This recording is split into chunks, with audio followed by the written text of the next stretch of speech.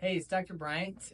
We're here to talk a little bit about some of the things that I have you do after lower eyelid surgery to improve your outcomes, speed up healing and recovery. It's kind of some eyelid therapy. So one of the first things that patients may notice after surgery is some swelling or edema underneath the lower eyelid. And so one of the things we do for that is some massage, and we kind of do some lymphatic based massage where we're going to always want to be pushing out and down. You can use a jade roller or a gua sha stone, and if you like to put that in the fridge or the freezer so it's cool, it's a little bit more comforting and can be a nice additional thing. But you want to gently push out and down. And it's also important, don't do any of these things without clarifying and getting approval with your surgeon or me if I'm your surgeon before you start doing these things. But massage out and down with a jade roller, your finger, or a gua sha stone. Because your skin will be a little sensitive, if you're going to use your finger and not a roller, you're going to want to put something like coconut oil, shea butter, tallow, vitamin E, so that you're not abrading and rubbing the skin. But out and down. One of the other things from surgery is that the muscle is a little bit beat up from surgery, and so we want to rehabilitate that muscle. And what I have you do is what I call eyelid crunches. So a set of like 10 to 15 crunches once or twice a day where you just squeeze really tight, hold for 1 or 2 seconds and relax, squeeze really tight, hold for 1 or 2 seconds and relax. That's going to help re-strengthen and activate the muscle fibers of that orbicularis muscle.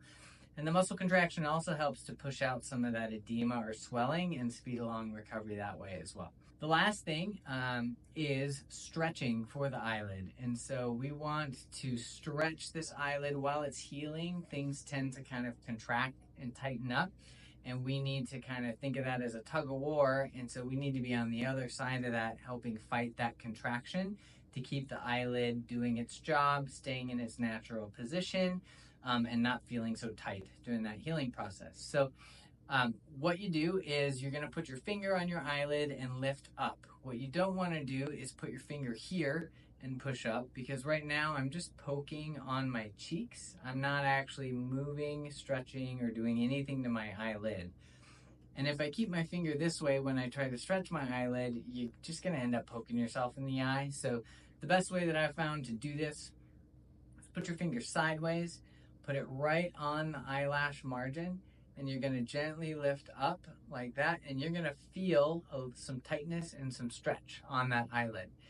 And we're going to do this on the inside, the middle, and the outside of the eyelid, and you're going to put your finger right on that eyelash line, gently lift up. You're going to feel a little tightness or resistance, and you're going to hold it for 2 or 3 seconds.